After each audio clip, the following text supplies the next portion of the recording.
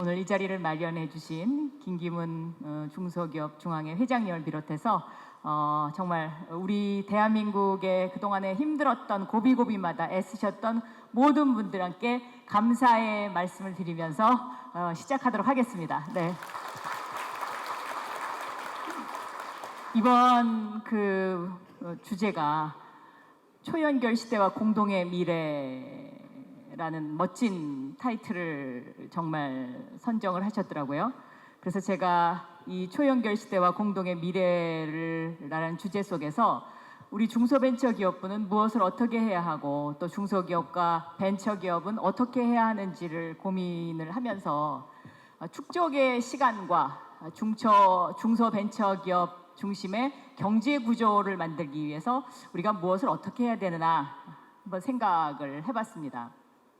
우리 모두에게는 축적의 시간이 있습니다. 이 자리에 계신 사장님 또 산모님 모든 분의 그 인생의 축적의 시간이 있는데 그 축적의 시간이 어떻게 매일매일이 쌓이느냐에 따라서 아마 50, 60, 70 이렇게 나이를 먹어가면서 그 모양이 저는 달라지리라 이렇게 생각합니다. 지금 이 동영상은요 100년 전에 뉴욕의 5번가 거리입니다. 불과 100년 전에 마차와 자동차가 함께 다녔습니다. 이 당시에 100년 전에 마차를 갖고 있었던 사람, 또 자동차를 사려던 사람, 자동차를 갖고 있었던 사람, 이 사람들이 지금 우리가 처해 있는 100년 후에 지금의 모습과 비교해 봤을 때 유사하기도 하고 또 좀 다르기도 합니다. 그러나 한 가지 확실한 것은 100년 전에도 이러한 대전환기가 있었다는 것입니다. 마차에서 자동차로 변해가는 세상에서 과연 정부는 무엇을 해야 하고 기업가는 무엇을 해야 하고 또 거기에 종사하는 종업원들, 노동자들은 무엇을 해야 하는지 이것을 저희가 좀 반추해 볼 필요는 있지 않느냐.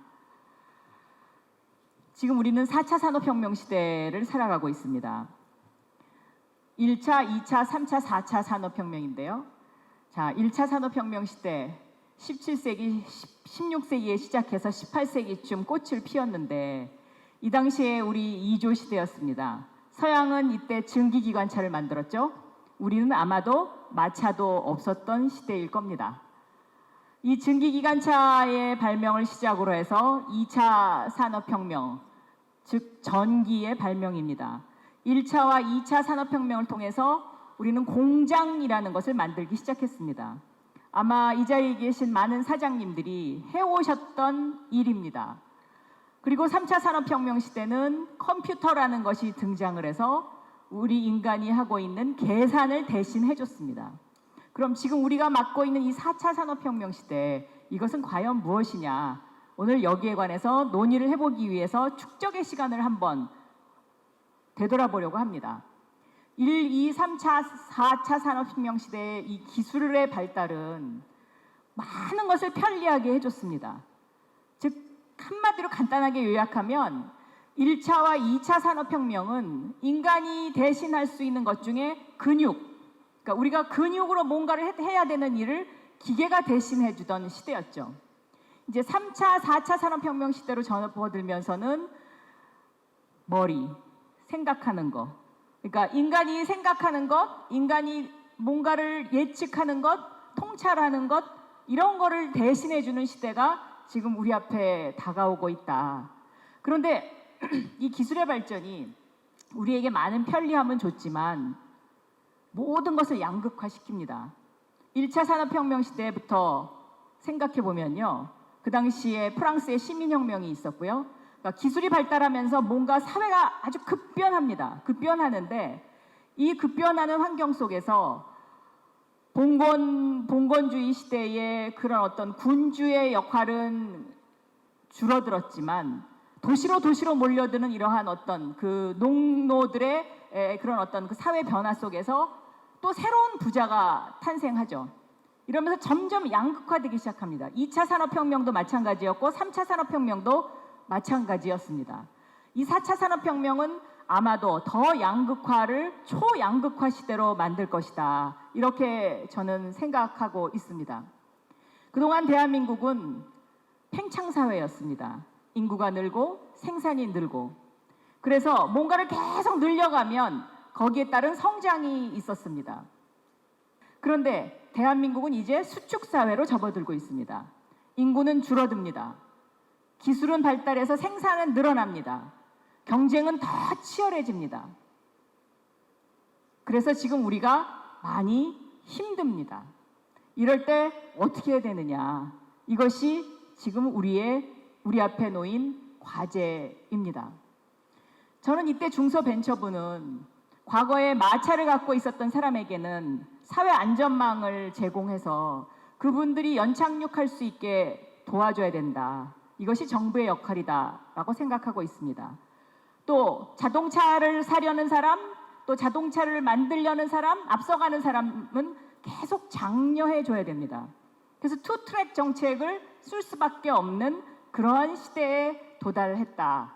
저는 4차 산업혁명, 이것은요 바로 연결의 힘이다.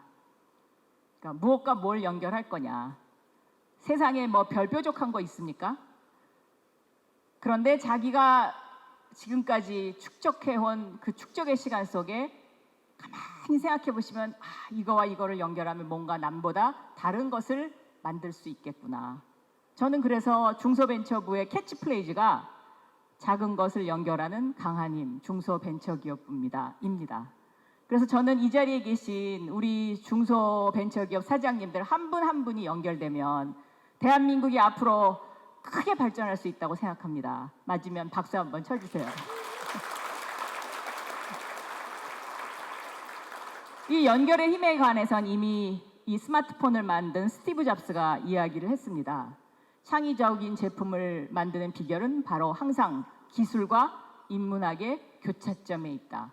이것이 바로 무엇과 무엇을 연결할 것이냐의 화두입니다. 제가 작년 1월 달에요. 로봇 소피아를 한국에 데려온 적이 있습니다. 이 로봇 소피아는 지금 보시는 것처럼 저 아기가 로봇 소피아의 얼굴을 만집니다. 인간의 얼굴을 하고 있죠. 그리고 머리는 로봇입니다. 그냥.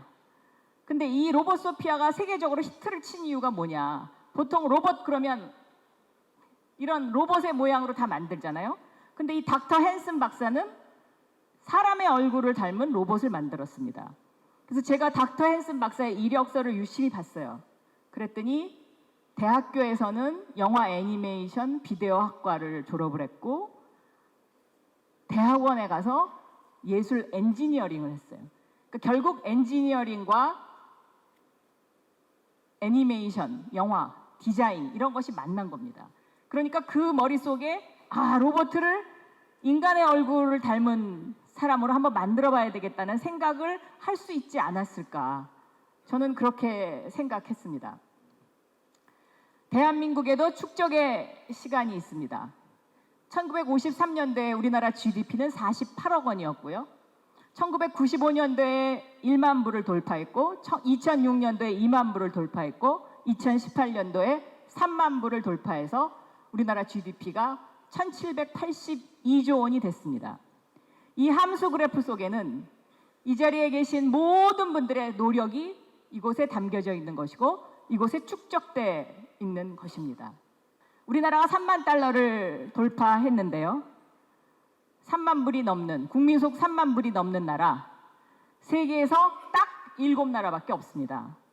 처음부터 미국, 독일, 영국, 일본, 프랑스, 이태리, 그리고 한국입니다. 저 앞에 있는 숫자는 국민소득입니다. 미국 국민소득이 지금 약 5만 8천 불, 6만 불 정도 하니까요. 그런데 여기서 주목할 게 뭐냐? 2차 세계대전 이후에 이런 3050 클럽에 가입한 유일한 나라가 대한민국입니다. 이건 대단한 겁니다. 그러니까 이런 어떤 3050 클럽에 유일하게, 그러니까 2차 세계대전 이후에 그 지구의 지형을 바꾼 유일한 나라가 바로 대한민국입니다. 그래서 저는 이 자리에 계신 분들이 자부심을 가지셔야 된다. 그렇게 생각합니다. 맞아요?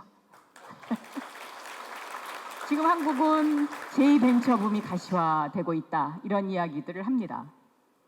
자, 벤처 투자가 3.4조 원을 넘어섰고요.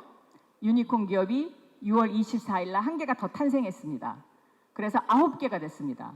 신설법인 수가 2016년도부터 늘어나기 시작해서 2018년도에 급증해서 10만 개를 넘어섰고, 기업당 벤처 투자 금액이 2018년도에 24억 원을 넘어섰고요. 100억 원 이상 투자하는 회사가 54개로 2018년도에 급증했습니다. 이 분야는 굉장히 요즘 활발합니다. 2019년 5월 달까지의 수치도 지금 상당히 좋습니다. 그러면 왜 이 벤처 투자붐도 저는 그냥 한순간에 이루어질 수 있는 것이 아니라고 생각합니다. 1차 벤처 투자붐이 있었습니다. IMF 직후죠. 네이버, 넷마블, 카카오 이런 것들이 새로 탄생하는 새로운 신생 대기업군으로 지금 들어가고 있습니다. 그러면 지금 일어나고 있는 2차 벤처붐은 뭐냐? 이거는 또 전환기 시대에 나타나는 새로운 기업의 출현입니다. 그럼 이 새로운 기업의 출현은 앞으로 어떻게 일어날 것이냐? 여기서부터 저희가 좀 심각하게 생각해 봐야 됩니다. 대한민국은 PC와 스마트폰, 모바일을 만들 때까지는 아주 잘했습니다. 정부도 잘했고 기업도 열심히 했습니다. 이때까지는 열심히 하면 거기에 대한 성과가 있었던 시절이라고 그렇게 표현할 수도 있겠습니다. 언제부터 문제가 생겼냐? 바로 이 클라우드 때부터 정부도 투자를 좀 게을리했고, 우리 기업들도 이건 뭐지? 이건 뭔가 불확실한데 어디다 투자해야지? 이렇게 헤매는 시절이 된 거죠. 지금은 어디에 와 있냐? 클라우드를 넘어서 AI로 와 있습니다. 그러면 지금 우리가 어떻게 해야 되냐? 클라우드에 대한 투자가 미흡했기 때문에 지금 이거를 따라잡으려면 클라우드와 AI를 동시에 가야 된다. 자, AI 시대 모든 것이 이제 로봇과 공존하는 시대가 온 겁니다. 인간이 그동안에는 컴퓨터는 단순하게 계산하고 뭔가를 나 대신 연산해주는 그런 거였는데, 이제 컴퓨터는 통찰력을 AI 슈퍼컴으로부터 얻는 시대가 됐습니다. 우리의 두뇌로 생각지 못하는 거, 우리가 보지 못하는 거, 이런 것들을 슈퍼컴이 잡아냅니다. 자, 오늘 날씨 어때? 하고 물으면 바로 대답해 줍니다. 날씨 이래. 저도 오늘 서울에는 비가 안 왔거든요. 제 스마트폰에 들어가서 제주 날씨 딱 치니까 비 온다 돼 있더라고요. 그래서 이거 긴팔 입어야 되겠구나, 춥겠구나 그러고 왔습니다. 자, 또 방금 잡지에서 본 저 가방 좀 찾아줘 이렇게 얘기하면 AI 슈퍼컴이 저걸 찾습니다. 또 무슨 영화를 다음에는 봐야 되지? 그 사람에 대한 호불호가 데이터가 축적이 돼 있으면 당신은 이 영화를 보면 재미있을 거야 알려줍니다. 이런 시대로 지금 옮아가고 있는 것입니다. 자, 그런가 하면 우리가 비디오로 감시도 당합니다. 공항이나 시장 이런 데서 다 범죄 얼굴 딱 하면 이제 저거 다 잡아내요. CCTV가. 호텔, 은행, 상점에서 지식 기반 서비스를 제공하는 건 다 아실 거고요. 농업에서도 이 슈퍼컴은 어마어마한 위력을 발휘하고 있습니다. 이 사진은요, 강원도에 있는 사과나무 사진인데요. 이 농장은 스마트 공장을 만들었습니다. 농업이 어떻게 스마트 공장을 만드냐? 스마트 공장이라는 건요, 궁극적으로는 모든 데이터를 분석해서 로봇, AI가 뭔가를 해결책을 내주는 것이거든요. 어떻게 하느냐? 저 사과나무가 좋아하는 땅의 질, 여기는 뭐가 필요하고 분석합니다.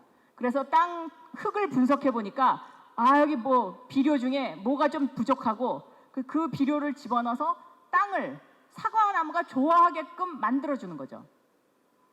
그러니까 결과적으로는 이 슈퍼컴 시대가 되면, AI 슈퍼컴 시대가 되면 생산물이 그 슈퍼컴의 분석에 의해서 만들어지는 시대가 이미 왔기 때문에 동일할 수 있습니다.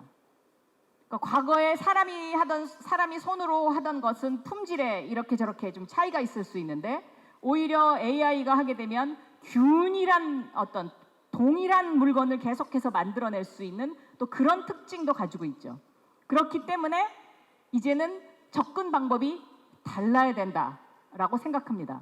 그래서 통계적으로 보면은요, 디자인에 계속해서 투자를 한 회사는 실패할 확률이 굉장히 적습니다. 지금까지 통계가 그렇습니다. 왜? 이제 AI 슈퍼컴 시대에 동일한 물건들이 계속 나오니까 디자인이 다른 거를 소비자들이 선택하는 거죠. 그런 것들입니다. 자, 이 얘기는 좀 생략하고요. 결국 이제 투자 방향은 내가 갖고 있는 제조 공장, 내가 갖고 있는 내 주변을 어떻게 스마트화하느냐 하는 것입니다. 이 스마트화는 단계가 있습니다. 자동화. 아마 자동화는 대부분의 공장에서 다 돼 있을 거라고 저는 생각합니다. 맞습니까? 네. 그럼 이 자동화된 것을 어떻게 디지털화하고 센서화할 것이냐? 이것도 저는 상당 부분 돼 있을 거라고 생각하는데요. 맞아요? 맞습니까?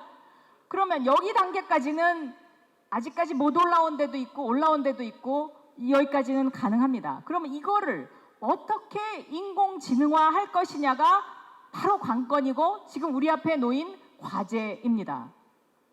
그동안 7,900개의 스마트 공장이 만들어졌는데 이 7,900개 중에 문재인 정부 들어와서 한 것이 약 6,000개가 넘습니다. 근데 이 6,000개가 넘는 공장을 조사를 해봤더니 생산성은 30% 증가하고 매출이 7.7% 증가하고요. 불량률이 40% 떨어졌고요. 오히려 고용은 한 공장당 평균 3명 정도 늘었습니다. 그럼 고용이 는 이유가 어디에 있느냐? 그것은 생산성이 증가하고 매출이 증가했기 때문에 그렇습니다. 최저임금 이슈가 있는데요. 최저임금 이슈를 이 바로 스마트 공장으로 저는 돌파해야 된다. 이것은 어쩔 수 없는 대세다. 이렇게 보고 있습니다. 근데 이 부분에 있어서 지금 우리가 좀 늦었습니다. 왜냐하면 독일의 경우에는 2005년도에 메르켈이 집권을 해가지고 2010년부터 본격적으로 스마트 공장이 시작됐습니다. 우리가 본격적으로 시작한 것이 2016년입니다. 그러니까 약 6년 정도 늦었고요. 이 6년의 갭이 지금 우리가 닥쳐 있는 이 현실 속에서 많은 것들이 다 이렇게 밀려오게 만든 것이고 결국은 이 6년의 갭 속에 우리가 그 당시에 클라우드에 투자하지 못했던 이런 어떤 지금 핸디캡을 갖고 있는 거죠. 그러면 아까 디지털화, 센서화까지는 각 공장에서 개별적으로 할 수 있는데요. 그럼 이 공장의 이 디지털화와 센서화에서 나오는 데이터를 어떻게 할 거냐, 이 문제에 접합니다. 그런데 대기업들은 각자 자기가 데이터 스토리지가 있습니다. 그래서 거기다가 저장하면 돼요. 그런데 우리 중소기업, 벤처기업들은 그것을 할 능력이 없습니다. 자본이 많이 들어가기 때문에. 이때 정부가 저는 나서야 된다. 제가 중소벤처기업부 장관으로서 중소벤처기업에게 반드시 꼭 하고 싶은 일이 바로 이것입니다. 데이터베이스 저장하는 데이터 센터를 만드는 거. 그러니까 중소벤처기업을 위한 국가 허브, 국가 플랫폼을 만들어 드리는 일. 데이터 센터를 만들어서 중소벤처기업이 아주 저렴한 값에 이것을 이용할 수 있도록 하는 것.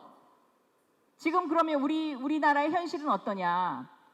이 데이터 센터, 데이터 저장을 대부분 아마존이나 구글에 의존하고 있습니다. 대기업도 상당히 많이 의존하고 있어서 그 사용료를 엄청나게 냅니다. 제가 알기에는 우리나라 굴지의 기업이 한 해 아마존에 내는 이 데이터 저장과 관련해서 내는 액수가 한 5천억 정도 되는 걸로 알고 있고요. 예를 들면 대기업이 아닌 그 밑에 중견기업들도 이 데이터 센터를 만들 힘이 없기 때문에 이 데이터 센터의 이용료를 상당히 많이 내는 걸로 알고 있습니다. 그래서 저는 이런 어떤 데이터 센터를 만들어서 중소벤처부가 국가 허브를 만들고 중소벤처 기업들을 위한 플랫폼을 만드는 일, 이것을 저는 해야 된다 이렇게 생각하고 있는데 여기에 대해서 어떤 생각을 하고 계신지 동의하시는지 묻고 싶습니다.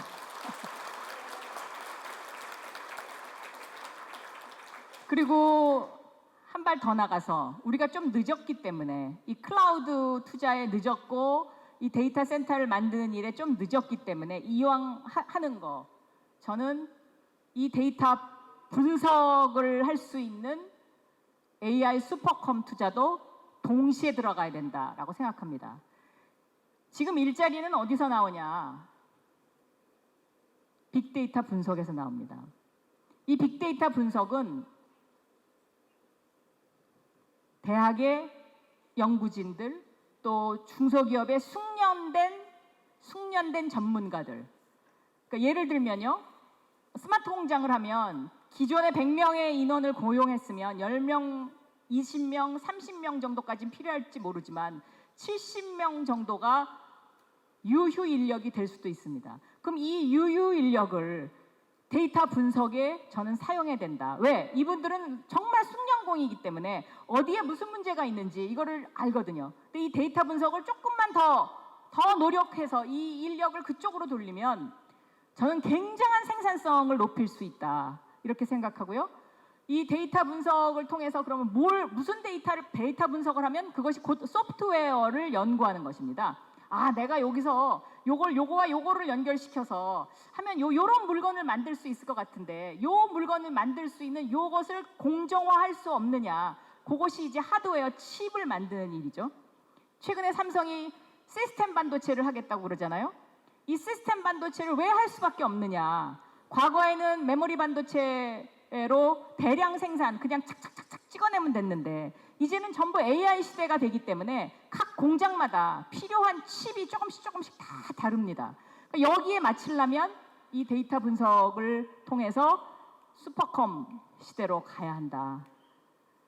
그래서 우리가 지금 이 부분에 관한 문제를 바로 해결하는 것이 정부가 할 일이요. 그리고 우리 이 자리에 앉아 계신 사장님들께서는 스마트 공장과 데이터 분석에 좀 더 많은 투자를 저는 하셔야 된다. 이렇게 생각하고 있습니다. 결국 이렇게 되면 스마트 공장을 개선하고요. 그것이 데이터베이스에 저장돼서 센터에 저장되면요. 이것이 분석이 되고요. 분석이 돼서 슈퍼컴퓨터가 당신네 공장에는 이런 것이 더 필요해. 라고 솔루션을 제공합니다.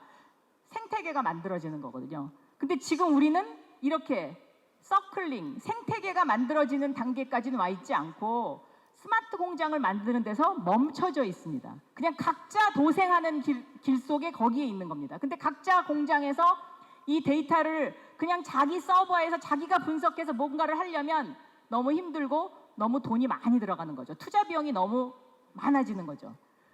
여기에 저는 바로 해결책이 있다. 이렇게 생각하고 있습니다. 제 말에 동의하십니까? 그래서 중소벤처부는 앞으로 이런 방향으로 갈 것이다 라는 그림을 그려드리고요. 그러면 우리 중소기업의 그런 그동안의 그 정책 추진과 관련해서는 어떤 것들이 있는지 설명을 해드리도록 하겠습니다. 저는 이제 대기업과 중소기업이 정말 진정한 마음으로 서로 상생해야 된다고 생각합니다. 이 슈퍼컴 시대에 살아남기 위한 방법입니다. 그것은 대기업에게도 필요하고 중소기업에게도 필요합니다. 이 상생이라는 것이 시혜, 특혜 이런 차원의 상생을 저는 의미하지 않습니다. 그래서 그동안 저는 자발적 상생기업, 자상한 기업을 계속 이어가겠다고 말씀드렸습니다. 그래서 1호 자상한 기업으로는 네이버와 오늘 이 자리에 앉아 계신 우리 최승재 회장님, 소상공인연합회 최승재 회장님을 연결해드렸습니다. 중소벤처부가 연결자 역할을 하겠다는 것입니다. 그러니까 스스로 자발적으로 그 상생을 하겠다고 하는 대기업과 우리 공인된 협회 또 혹은 공인된 좀 큰 단체, 공인된 큰 기업 그룹 오늘 협동조합 중앙회 이사장님들이 많이 오셨다고 들었는데요. 협동조합 중앙회 이사장님께서 저는 이러이러한 업체가 필요합니다. 이러이러한 대기업과 우리가 상생 협력을 좀 했으면 좋겠습니다라고 생각하시는 거 있으면 언제든지 말씀해 주십시오. 저희도 찾아보고 또 그런 것이 있으면 연결을 해드리겠습니다. 그래서 1호 그 상생협력, 자발적 상생협력 MOU를 맺고 우리 소상공인들이 필요한 온라인 광고의 부분에 있어서 네이버와의 많은 협조, 이러한 것들을 지금 추진하고 있습니다. 오늘 이 자리에 네이버에서도 와 있는 것으로 제가 알고 있습니다. 아까 잠깐 제가 봤거든요.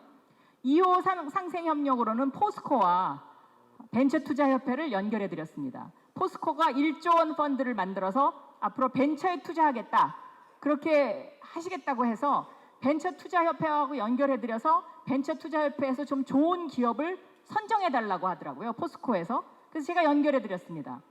3호 상생기업은 신한은행과 벤처기업협회를 연결해 드렸습니다. 신한은행 역시 2022년까지 2천억 그리고 1조 원 펀드를 만들겠다고 합니다. 그러면서 신한은행이 이제는 대출에서 투자로 바꾸겠다는 그런 전략을 구사하겠다고 해요. 대출 받으려면 굉장히 힘드시잖아요.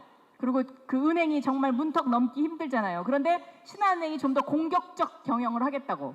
그래서 이렇게 연결을 해드렸습니다. 앞으로도 이 일은 중소벤처부가 연결자로서 계속해 나갈 것입니다. 그래서 이 자리에 오신 협동조합 중앙회 이사장님들께서 필요하시면 저희 중소벤처부에게 꼭 얘기해 주십시오. 또 하나 중요한 것은 이렇게 상생협력을 하려면, 진정으로 상생협력을 하려면 저는 공정경제가 실현돼야 된다고 생각했습니다. 그래서 항상 가슴앓이 하시던 기술 탈취, 수탁, 위탁 거래, 불공정 거래, 이런 것들을 문화를 바꿔야 되겠다. 그런데 서로 고발해서 해결하는 것도 좋지만 제 생각에는 만나서 첫째, 중재를 목표로, 중소벤처부가 중간에 껴서 중재를 먼저 하고 하다 안 되면 경찰에 고발하든지 검찰에 고발하든지 공정거래위원회로 가져가든지 이런 일을 해야 되겠다고 해서 MOU를 맺었습니다. 그래서 이 자리에 지금 정책실장이 되신 김상조 공정거래위원장님, 대한상의 회장님, 또 문무일 검찰총장님, 김기문 회장님이 오셔서 저희가 같이 MOU를 맺었고 이번 주에 이것에 대한 위원회가 발족합니다. 상생협력위원회가 발족하는데요. 일하시다가 경영하시다가 억울하신 일 있으면 상생협력위원회에 문을 두드려 주십시오. 그러면 저희가 이렇게 다 모여서 얘기 듣고 중재해 드리도록 하겠습니다. 제2벤처붐 확산, 이것은 저희 부에서 지금 열심히 하고 있는 것인데 아까 설명드렸으니까 이건 넘어가고요. 그리고 이제 지금 스타트업이 굉장히 활발한데요. 저는 스타트업은 시작할 때부터 글로벌화 돼야 된다고 생각합니다. 과거에 조그만 기업이라고 해서 국내 내수부터 하다가 글로벌화되고 지금은 시대가 너무 빠르기 때문에 그렇게 하면은 저는 늦다고 생각해서 이 스타트업의 글로벌화를 위해서 제가 이번에 문재인 대통령님 모시고 스웨덴, 노르웨이, 핀란드에 가서 코리아 스타트업 센터를 스웨덴과 핀란드에 세우기로 이렇게 MOU를 맺고 와서 내년부터 이곳에 진출합니다. 그러니까 유럽 진출을 원하시는 스타트업 있으시면 중소벤처부에 알려주십시오. 거기에 스타트업 센터가 생기면은요, 이 스타트업 센터의 특징은 핀란드는 알토 대학을 중심으로 그 슬러시가 유명한, 그러니까 그 알토 대학의 특징이 디자인과 경영과 기술을 한꺼번에 커리큘럼을 융합해서 가르치는 겁니다. 그 알토 대학을 중심으로 해서 그런 어떤 디자인 혁명, 또 경영, 기술 혁명과 관련된 그런 스타트업이 핀란드 중심으로 해서 이렇게 유럽 진출을 목표로 해서 그쪽에 모으려고 하고요. 특징은 핀란드 기업도 함께 들어온다는 겁니다. 그래서 서로 협업할 수 있도록. 그리고 스웨덴은 소셜 벤처 기업, 그러니까 기업의 이익은 물론 사회적 가치도 함께 추구하는 그런 어떤 기업들을 스웨덴의 소셜 벤처 기업과 함께 묶어드리는 일, 이것을 하려고 합니다. 또 규제자유 특구, 이거 이제 곧 발표하려고 하는데요. 7월 달에 발표합니다. 이 규제자유 특구가 되면 저 특구 안에서는 새로운 신산업에 관해서 규제를 가능하면 풀어서 테스트를 해보고, 이 테스트를 해본 그 어떤 업종이 전국적으로 확산해도 될 것 같다라는 확신이 생기면 전국적으로 확산하는, 테스트베드의 역할을 하는 규제자유특구도 지금 현재 심사 중에 있고요. 8개 지자체 단체가 1차 심사를 통과해서 지금 현재 아직도 뭐 테스트 심사를 하고 있다는 말씀을 드립니다. 이 내용은 자세하게 설명드리지 않아도 보도가 많이 나갔기 때문에 아실 거라고 생각합니다. 그리고 이제 중소기업 복지지원센터를 만들려고 하는데요.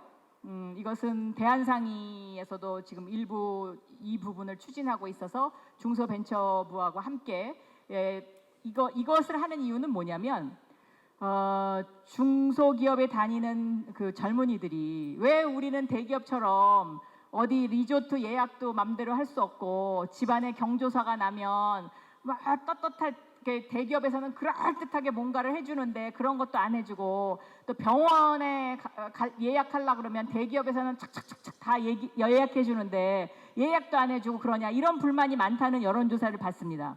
그래서 저희가 이거를 만들어서 무슨 복지지원센터라고 해서 무슨 건물을 짓는 게 아니라 그런 병원 예약이라든가 경조사 문제라든가 이런 것들을 중소기업하고 중소기업 중앙회의 회원사 또 대한상공회의소의 회원사 다 해서 그 안에서 저희가 이것을 연결해 드리는 이런 일을 하려고 합니다.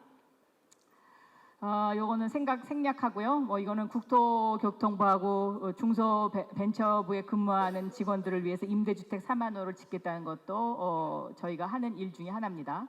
그리고 아까 이제 서민경제를 살리는 그 8개 단체가 나오셔서 열심히 해주셨는데 저는 이 소상공인의 문제 여러 가지가 있습니다만은 제가 분석해 보니까 그 중에 가장 큰 원인 중에 하나가 이제 상품의 구매 형태가 온라인으로 옮겨가고 있는데 이 온라인에 적응하는 소상공인과 그렇지 못한 소상공인의 엄청난 매출 차이가 있더라고요.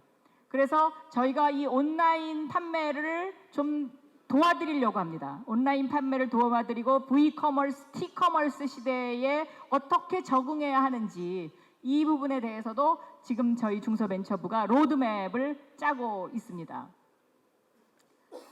대기업과의 상생은 뭐 생략하고요.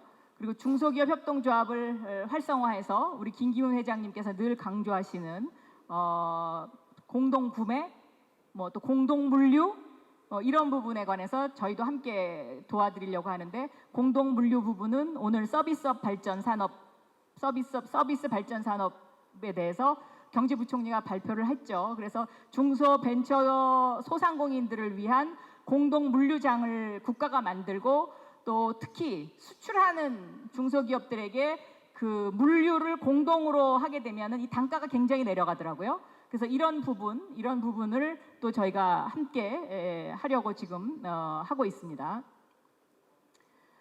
그리고 이제 개성공단, 우리 김기문 회장님이 미국까지 다녀오셨는데 저는 이거 반드시 돼야 된다. 그리고 이것이 희망의 탈출구다. 그리고 이것이 되면 베트남으로 굳이 공장을 이전하실 필요가 없지 않나. 그래서 이 부분에 대한 노력도 겉으로 지금 뭐 이 남북 관계라든가 북미 관계 때문에 이것을 드러내놓고 할 수는 없지만 여기에 관한 노력도 지금 현재 게을리하지 않고 있다라는 말씀을 드리면서 이 개성공단 이것을 보면서 제가 어저께 비디오를 하나 찾아봤는데요. 저한테도 이제 이런 축적의 시간이 있었는데 제가 원래 MBC 기자였고 경제부장을 끝으로 국회에 와서 지금 이제 중소벤처부까지 왔는데요. 여기 보면은요, 요 화면이 저는 중소기업 중앙회 출입기자였고요, 또 중소기업진흥공단 출입기자였고요, 또 대한상공회의소 출입기자였기도 하고요, 전경련 출입기자였기도 했었습니다. 또 코트라도 출입했었습니다. 근데 화면을 보니까 이런 게 하나 있더라고요. 중소기업의 산업 구조가 점차 고도화되고 있는 것으로 나타났습니다. 상공과 중소기업 협동조합 중앙회가 조사한 그 보고서에 따르면 우리나라 중소기업은 지난 한 해 동안 매출액이 전년도에 비해서 28.9%가 증가했으며 특히 이 가운데 화학과 전자, 기계업종 등의 중화학 부문 신장이 높아져서 중소기업의 산업 구조가 점차 고도화되고 있음을 보여주고 있습니다. 네, 오디오가 잘 안 들리는데요.